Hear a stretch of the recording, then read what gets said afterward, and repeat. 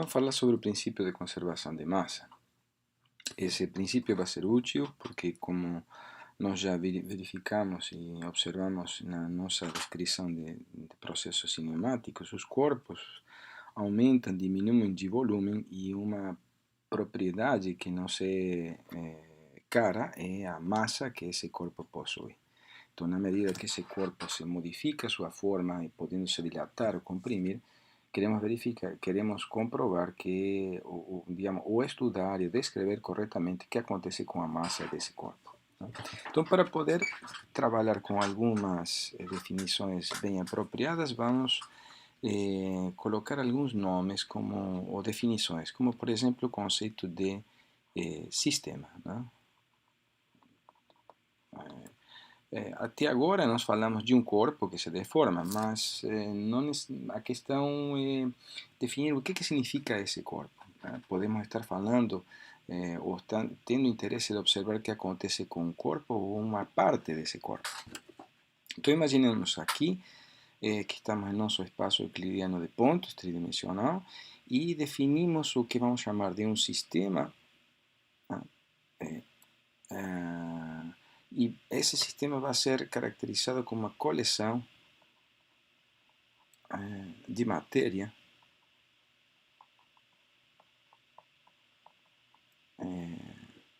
que vamos a considerar para o estudo. Essa coleção de matéria ou quantidade de massa no espaço vai ser o que nós chamamos de sistema. Vamos admitir, por exemplo, que esse sistema, na nossa configuração de referência, ocupa uma região que, neste caso, vamos chamar de ômega zero. Associado a essa região ocupada pela coleção de matéria, ou por esse sistema, teremos uma fronteira, que vamos chamar de gama zero. Então, aqui vamos colocar de fronteira.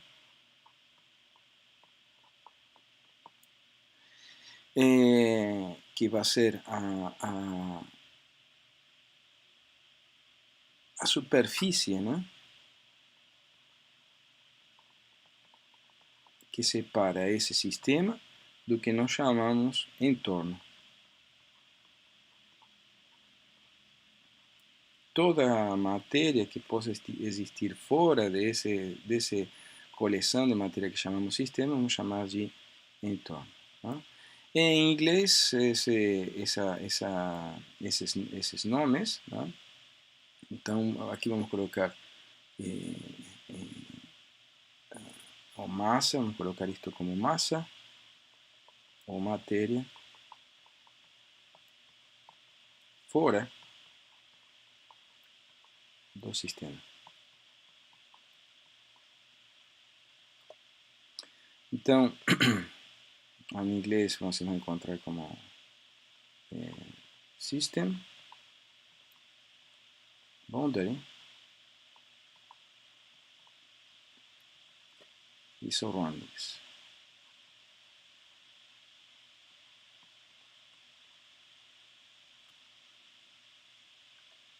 Em nossa descrição usual que nós fizemos, descrevíamos graficamente uma região que chamávamos de fronteira, a região ocupada pelo nosso sistema, do nosso ômega zero, e tudo que está externo vai ser chamado de entorno.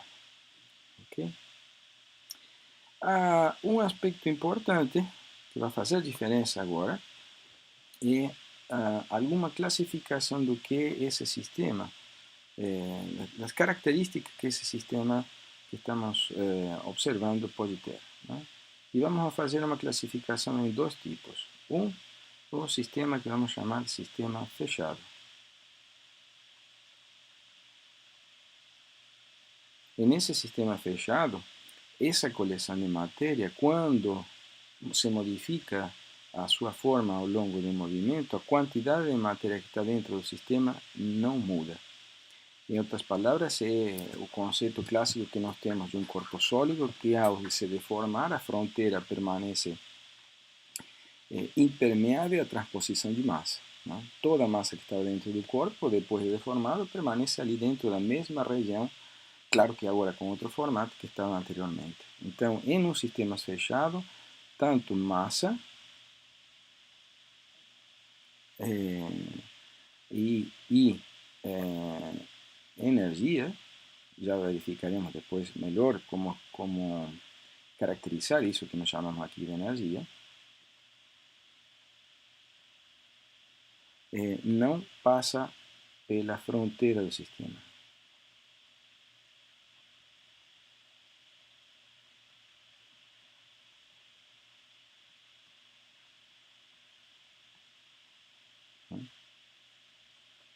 Esse é o sistema que nós chamamos de fechado. Em contraposição, o que nós chamamos de sistema aberto. Opa, aqui temos uma. Desculpem aqui. Desculpem. Não vou gravar isso de novo agora. Mas no sistema fechado, a massa não passa pela fronteira, mas a energia é autorizada a passar. Dentro da nossa classificação de sistemas fechados, voltamos aqui, massa não passa pela fronteira.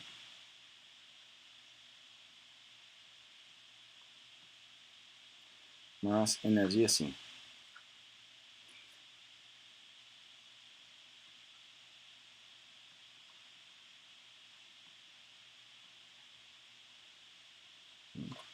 E o que nós vamos chamar de sistema aberto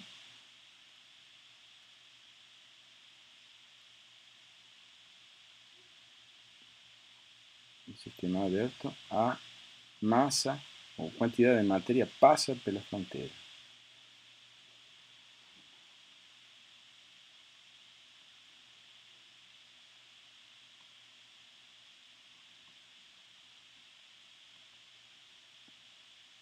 Assim como a energia.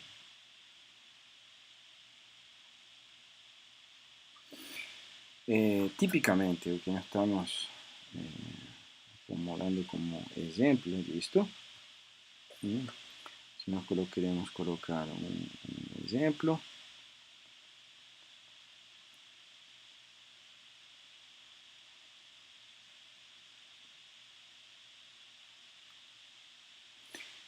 consideremos um corpo sólido, quando deformado, tudo que estava aqui dentro do sistema, em termos de massa, por mais que esse sujeito muda de tamanho, por exemplo, temos uma contração, toda a quantidade de massa que estava aqui dentro permanece. Esta fronteira gama é impermeável à passagem dessa quantidade de matéria. Já o que nós chamamos de volume de controle é o caso típico que nós temos, por exemplo, um fluxo de um fluido e defino uma região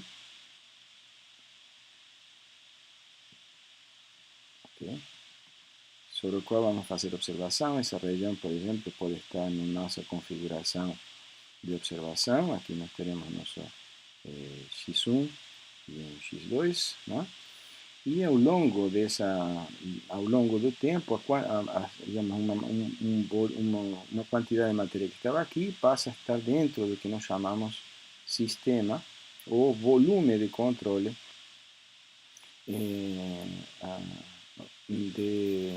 desta observação. Então, este sistema que chamamos de sistema aberto é sinônimo do que é conhecido na literatura como controle de volume.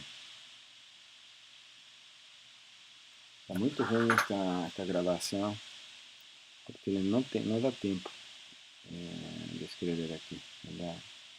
Ok. Então aqui nós temos o que chamamos de controle de volume, enquanto num sistema fechado,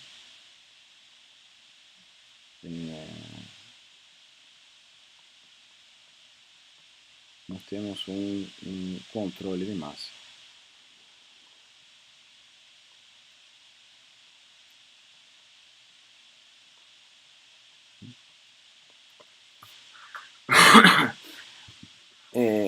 Apesar de o que nós chamamos aqui, é uma questão de convenção. No sistema fechado a massa não passa, mas veremos depois que poderemos ter passagem de calor, ou seja, um formato de energia através da fronteira. Mas o que está não autorizado passar para o sujeito ser considerado um sistema fechado é a massa. Neste outro caso, que chamamos de sistemas abertos, tanto massa quanto calor, por exemplo, os diversos sistemas de formatos de energia podem passar através da fronteira gama desse sistema. Isso vai fazer diferença em relação à forma de descrição do processo mecânico que queremos observar, pois, por exemplo, enquanto fluidos frequentemente são descritos através de observações em sistemas abertos, onde eu quero ver massa passando através da fronteira que estamos observando, na descrição de corpos sólidos, frequentemente eu quero acompanhar como essa fronteira se desloca ao longo do nosso espaço. E vamos a não autorizar nessa descrição o transporte ou a passagem de massa ao longo dessa fronteira. Okay? Isso colocado, poderemos agora descrever apropriadamente o que vai ser os conceitos ou as descrições do conceito de conservação de massa no sistema. Okay? Então, para poder descrever o princípio de conservação de massa, primeiro vamos observar então o caso de um corpo que nós temos aqui na sua configuração de referência, ocupando um domínio ômega 0 com fronteira gama 0. Esse corpo nós vamos definir como nosso sistema de observação. O resto, a parte que está exterior à fronteira, é nosso entorno. E através de um mapeamento, se nós temos um movimento desse corpo, observamos como essa fronteira e essa região do corpo agora vai tomando diferentes configurações. Agora, o que nós chamamos de ômega ou fronteira gama. Vamos a definir a notação aqui M. Vou colocar aqui. Vamos colocar M. Só um minutinho aqui que tenho que regular essa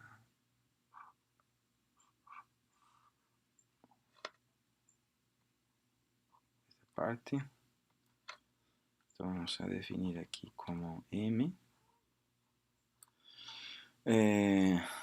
associado ao sistema ômega 0, vamos definir isso como a massa do nosso sistema. O princípio da conservação de massa me diz que se nós tomamos a mesma quantidade de matéria ou massa, agora vinculada ao domínio ômega, né, que é agora o sistema, após a aplicação deste movimento, a massa de ambos sistemas tem que ser sempre estritamente positiva, né, e igual em ambas configurações. Né. Ou outra maneira de colocar é que a derivada total, né, ao longo do tempo, a variação ao longo do tempo da massa, já seja na configuração original de referência ou a variação ao longo do tempo da massa contabilizada como uma quantidade de matéria dentro de uma configuração que está mudando ao longo do tempo, né, essa variação de massa tem que ser nula.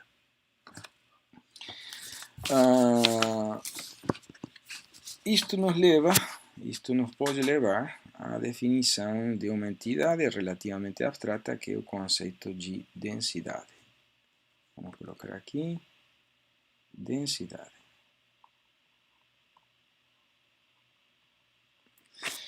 Para isto, nós podemos tomar uma quantidade de matéria dentro do que nós chamamos de sistema, né? E vamos associar a essa, digamos, vamos tomar um setor que vamos chamar de delta V0.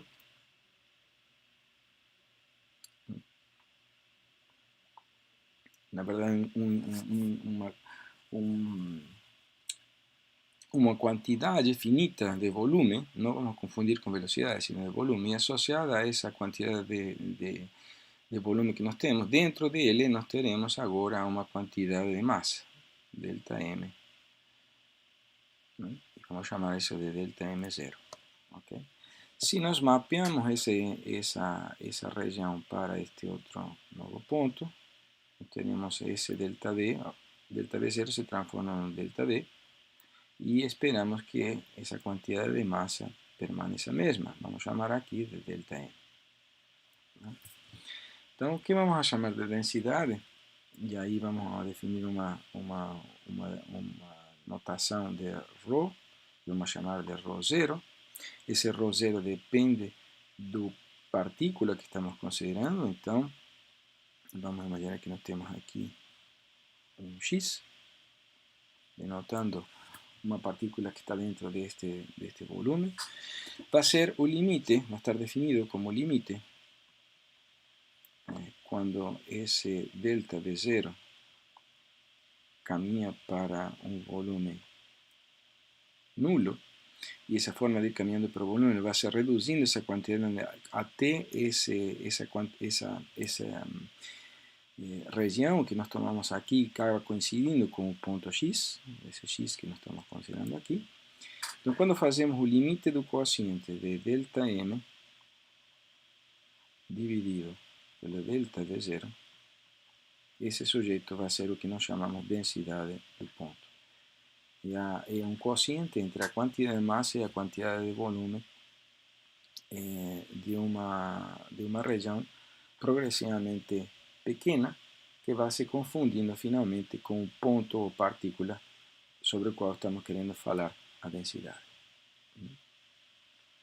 Obviamente que isto aqui tem sua expressão diferencial, então passa a ser a diferencial de M0, né, sobre a diferencial de V0.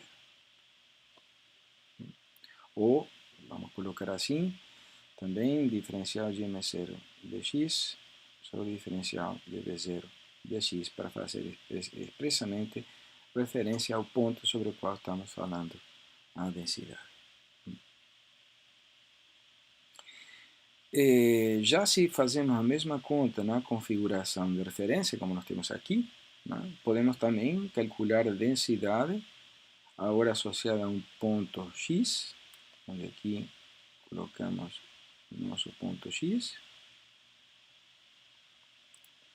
Esse ponto x define a posição na qual a partícula x grande está passando no instante de tempo t. Então, isso nos obriga a fazer referência também à densidade da posição x no tempo t. E vai ser definida aqui também como o que nós chamamos o delta M, que nós tomamos aqui, dividido por delta D. Delta D é um mapeamento do delta V0 no instante de tempo t. E, claro, vamos a mover isto um pouquinho à direita. Nós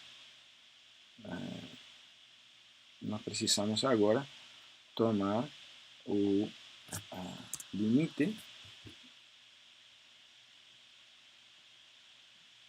quando delta V tende a zero. Okay? Isto, obviamente, ganha também a sua expressão diferencial, então aparece um diferencial de massa dividido por um diferencial de volume. Aqui vamos a ter que utilizar um pouquinho uma notação, temos que tomar um pouquinho de cuidado, porque esse V pequeno que estou chamando aqui não tem a ver com velocidade, sim com volume.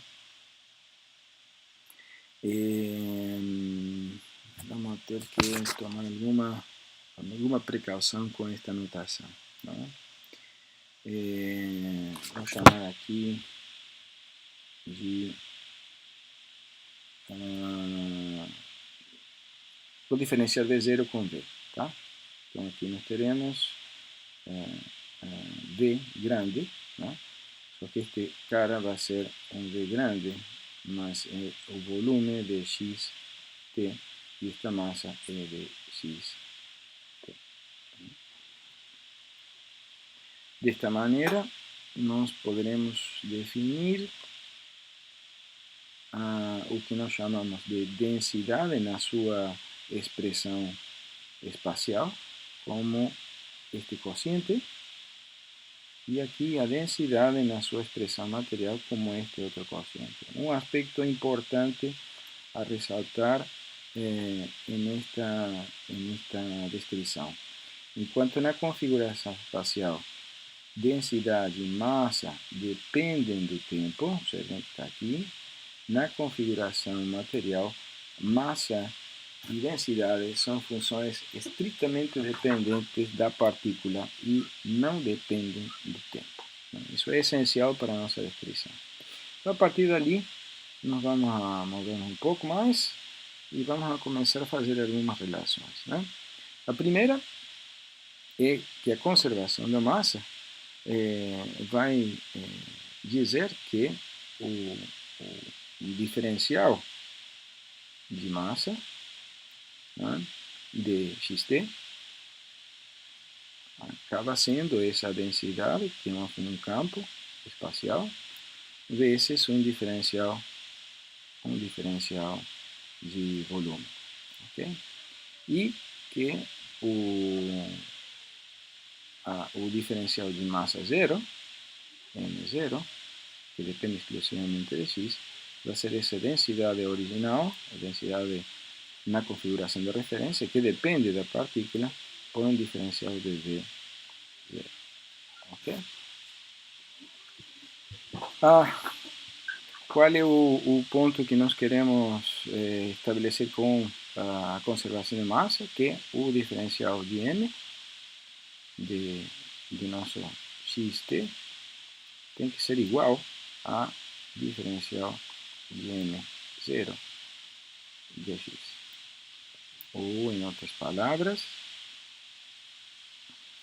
o ρ0 de x dv0 terá que ser igual a ρ de x pequeno t de v.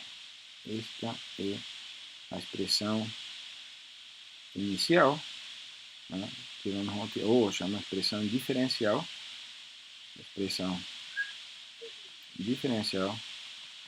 da conservação da massa.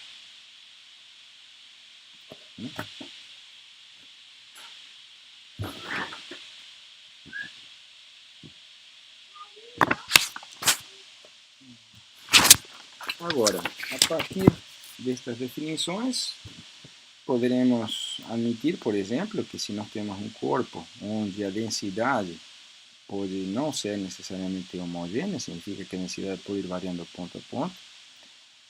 Deixa eu ajustar aqui.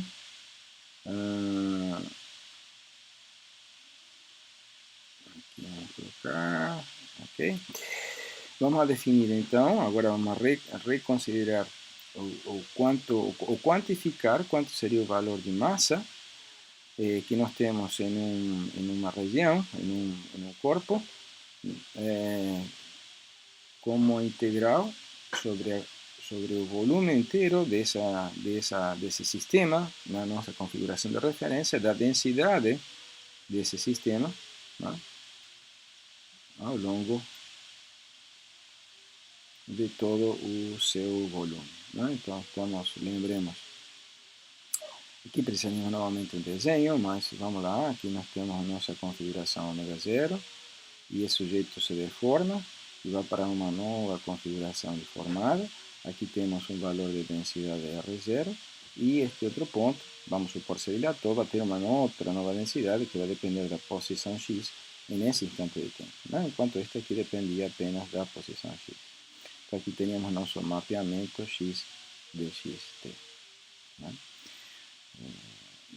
O que eu vou admitir, ou digamos, o que estamos definindo, é que a integral sobre todo este domínio, que chamamos ômega 0, dessa densidade, vai me fornecer a massa do corpo. Só que não estou colocando m0. Por quê? Porque essa massa tem que ser igual também à integral sobre a configuração deformada, que chamamos agora de ômega, né? Deste novo campo de densidade, só que um campo agora em configuração espacial, de xt, e integra agora com o diferencial de volume na configuração deformada. Agora, o ponto que podemos lembrar de cinemática é que ao termos um mapeamento, um diferencial de volume na configuração de referência e um diferencial de volume na configuração de formada se relacionavam através do jacobiano do mapeamento. Em outras palavras, sabemos que um diferencial de V vai ser igual a um J de xt diferencial de V0. E esse J não é outra coisa que quem era J de xt. Bom, aqui depende se eu quero expressar na configuração deformada ou de referência. Vamos a mudar um pouquinho aqui a nossa dependência, então vamos chamar de J de x grande T, onde esse J de x grande T era definido como determinante de f de x grande T. Em outras palavras, eu posso trocar este diferencial de volume por toda esta expressão para poder fazer novamente a integral na configuração de referência. Então, o que nós estamos fazendo é uma mudança de domínio de integração. Passamos a integrar esta quantidade dentro da configuração ômega 0, onde esse ρ, esse campo espacial, passa a ser agora descrito como um x grande de xt, isto no tempo t. E o dv, que é o diferencial de volume na configuração espacial, passará a ser escrito como determinante de f desse diferencial de v0.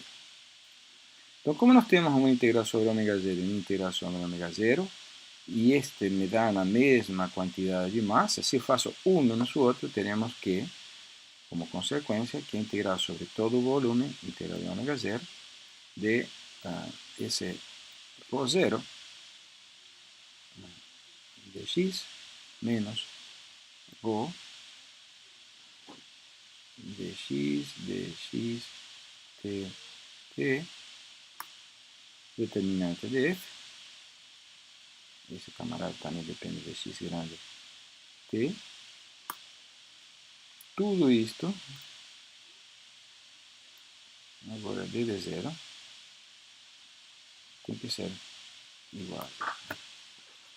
O que é importante ressaltar é que essa igualdade deve ser satisfeita tanto para todo o corpo como para qualquer pedacinho do corpo ou subpedaço do corpo que estamos considerando, sendo esse pedaço que está aqui, que mapeia, por exemplo, para esta outra região um pouco expandida. Então, se nós considerarmos aqui um subdomínio deste domínio inicial, essa propriedade da massa que está aqui dentro, se conservando para a massa que está aqui dentro, permanece. Então, este ômega 0 deve ser considerado não apenas o domínio completo, sino também qualquer subdomínio. Então, isto deve ser válido para todo ômega 0,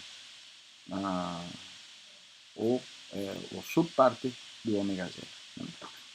De maneira tal que, para que isto seja igual a 0, qualquer seja a parcela que estamos integrando, significa que este integrando que está aqui, este sujeito que está aqui, toda esta região, tem que ser estritamente 0. Então, aqui passaremos a nossa configuração ou descrição que chamamos local da conservação de massa, que me diz que, vou colocar aqui, o valor de ρ0 menos ρ pelo determinante de f tem que ser igual a 0. Então, esta vai ser outra forma de escrever o princípio de conservação da massa.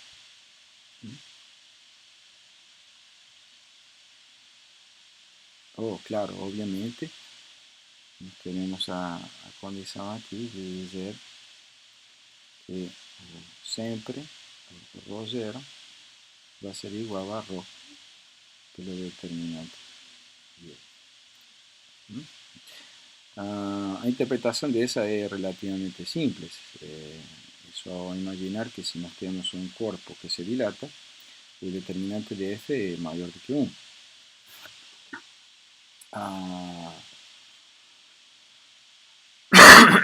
Isso significa que se nós tivermos um valor de densidade, e quando esse sujeito se dilata e o determinante de F é maior do que 1, o natural que aconteça é que a densidade nesse instante deformado seja menor, de maneira tal que multiplicando por determinante de F dê o valor de densidade original. Tá? Então, essa interpretação física acaba ajudando frequentemente a lembrar essa expressão. Né? Ok. Agora vamos verificar como podemos fazer derivadas temporais de essas expressões. Passamos a fazer isso no próximo vídeo. O princípio de conservação da massa trouxe duas expressões até o momento. A primeira é aquela óbvia que me diz que num sistema fechado, se nós temos uma configuração ω0 na configuração de referência, a massa ou a quantidade de material que está dentro dessa configuração, uma vez mapeada para uma nova configuração, a massa se preserva completamente. É esta a expressão que nós temos aqui. Mas, ao definir a densidade, né, como uma expressão local dessa massa, temos que a densidade na configuração de referência, que chamamos isso de ρ0 dependente exclusivamente do ponto x grande, né, quando mapeada para a configuração espacial, a densidade dessa configuração espacial será multiplicada pelo determinante do gradiente da deformação para que este produto me forneça o valor original da densidade. Então, esta é a relação, isto é conhecido como expressão local. Este aqui é conhecido como expressão local.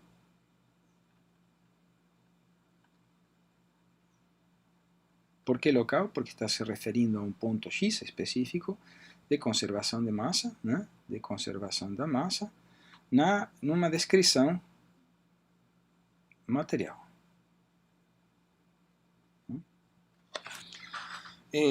Por que na descrição material? Porque estamos falando de um ponto X. Aqui o ρ, apesar de ser um campo espacial, nós estamos aqui abrindo que ele provém do mapeamento de um X grande em um instante de tempo t, e o determinante de F é um campo na sua configuração material.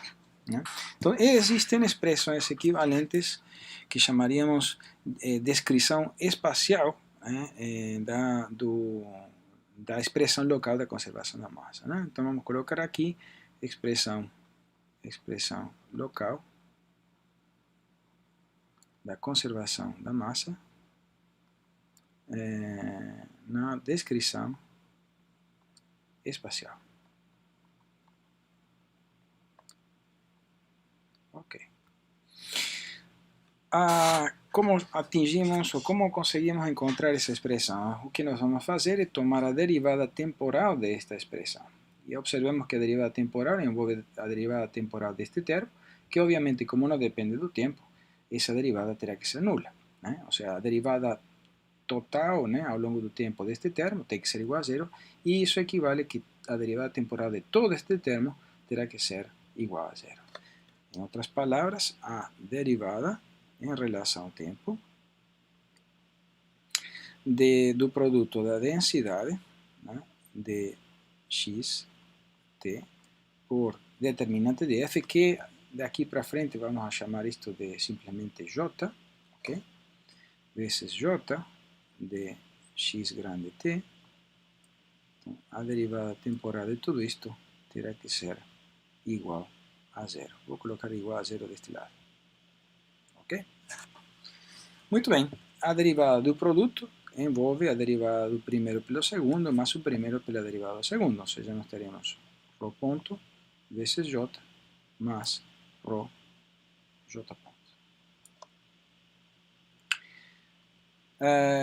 Teremos então que calcular quem é ρ ponto e quem é j ponto. Faremos então aqui o valor de j ponto vai ser igual à derivada temporal do valor da densidade, lembrando que ele é função de x, mas x é x caligráfico de x grande t, e agora também dependente de t. O que significa que a derivada total envolve primeiro a derivada parcial, que chamamos de notamos derivada parcial de ρ em relação a t, deixando x fixo, né? Mas agora a derivada em relação a todo este argumento, ou seja, a derivada de ρ em relação a x, pela derivada de x, né? E aqui estou aparecendo no produto interno, nós já vimos isto aberto, pela derivada de x em relação ao tempo, ou seja, a derivada de x caligráfico de xt, né? Tudo isto derivada em relação ao tempo, né? O resultado que nós temos é que isto que está aqui é o que chamamos de gradiente da densidade, e esta parcela que está aqui era o que nós chamávamos de x ponto de x grande t, que na sua descrição espacial corresponde à velocidade de x pequeno t. Então, isso que nós vamos utilizar na expressão, chegando finalmente ao que nós precisamos aqui como ρ ponto vai ser igual ao valor de ρ linha, né? Ou seja, definido desta maneira, né? Mais gradiente de ρ, produto interno com a velocidade v. Então, este vai ser o primeiro resultado que vamos utilizar a seguir neste termo, né? Agora precisamos identificar quanto vale j ponto. Então, j ponto é a derivada em relação ao tempo do determinante de f. Lembrando que o determinante de f é uma operação sobre f, essa derivada em relação ao tempo pode ser feita como uma sequência, uma regra de cadeia da derivada da operação determinante em relação a f, né? Então teríamos a derivada do determinante de f em relação a f pela variação de f em relação ao tempo. Ok? Então isto que está aqui já tem uma solução pronta, quanto é a derivada do determinante quando variamos o valor de f, né? E isso dá igual a determinante de f, lembramos que isso é igual a j por f a menos transposta, né? E agora operamos isto com o que chamamos de f ponto, que é este termo que está aqui. Por uma questão de comodidade, nós podemos colocar aqui, inserir neste lugar, né, o tensor de identidade, sem mudar nada. Já veremos que isso agora vai ser conveniente para a nossa operação. Isto que está aqui dá determinante de f, vou limpar aqui simplesmente j, né? Vou colocar j, o j, determinante de f, multiplico ainda pelo tensor de identidade, né? Coloco por f, então isso é a mesma coisa que f sozinho, né? Perdão, f transposta aqui, né? Desculpa, aqui estou misturando, né? Aqui temos, estou misturando, aqui dá f a menos transposta, o único que fiz é inserir o tensor de identidade aqui, lembremos que isto aqui era o determinante de f, que era o j, ok? Então, nada mudou, e agora temos que operar produto interno com f ponto. Agora eu posso levar este termo para este lado como transposta, né? Depois vou começar aqui embaixo, vai ficar j pelo tensor i, operando o produto interno com f ponto f a menos 1. O que temos que observar agora é que este termo que está aqui é o próprio gradiente da velocidade, a definição de gradiente da velocidade, o tensor L. E agora, continuando, nós teremos J e produto interno com L. Isto que está aqui será nada mais do que o traço do tensor L, e esse resultado é a própria divergência da velocidade. Não? Divergência do campo vetorial de velocidade. Então, em resumo, o que nós chamamos aqui, o resultado que nós temos, que é este valor que chamamos de J ponto, não será nada mais, nada menos que o J pela divergência do vetor velocidade. Muito bem.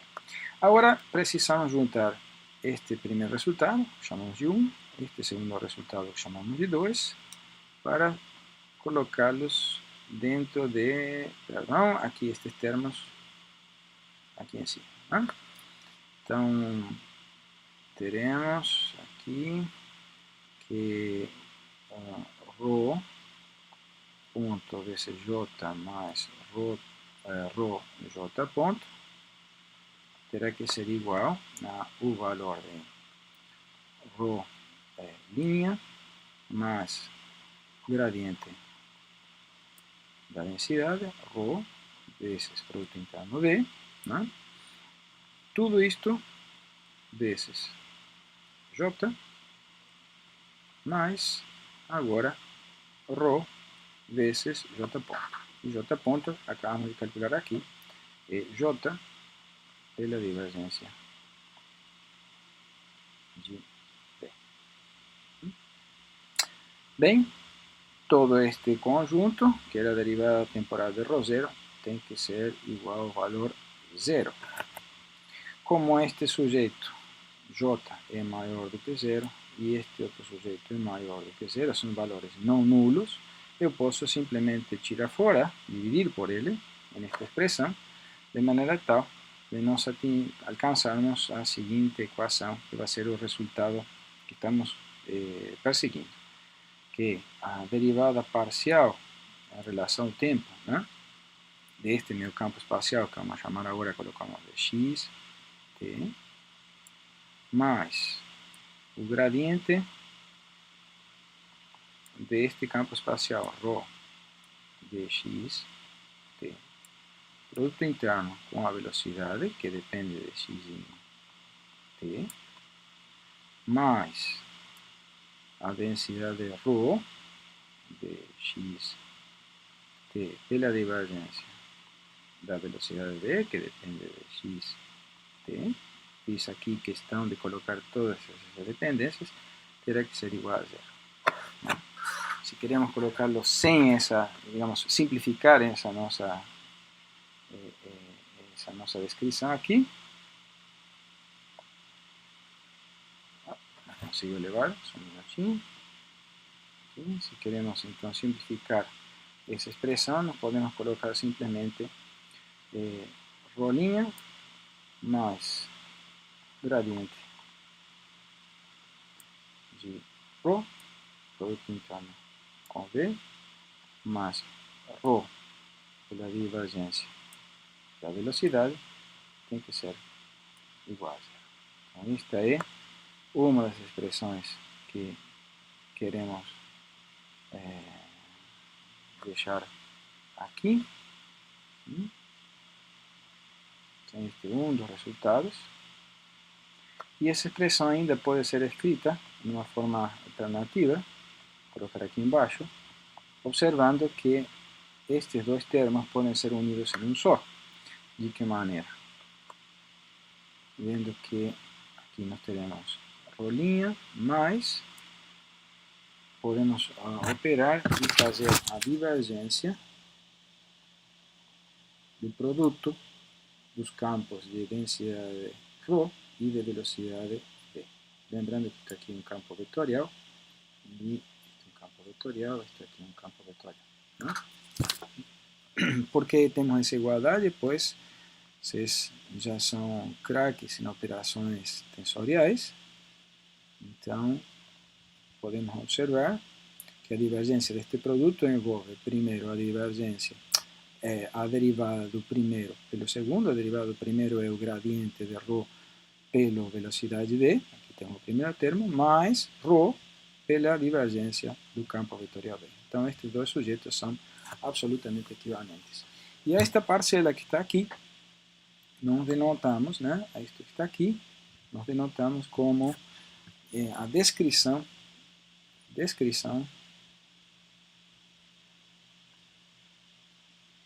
espacial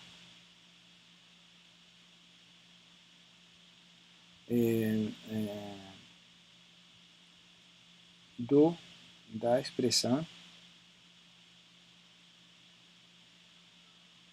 local.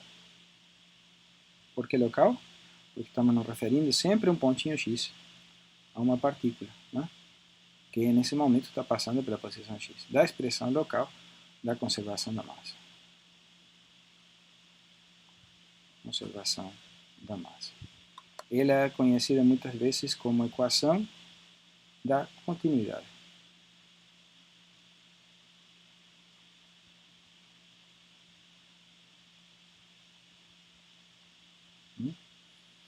Equação da continuidade, ou obviamente é equação de continuidade ou constância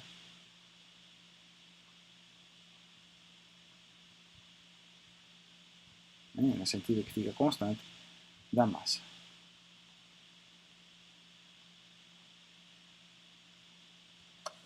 Ok? Muito bem. É isso por enquanto.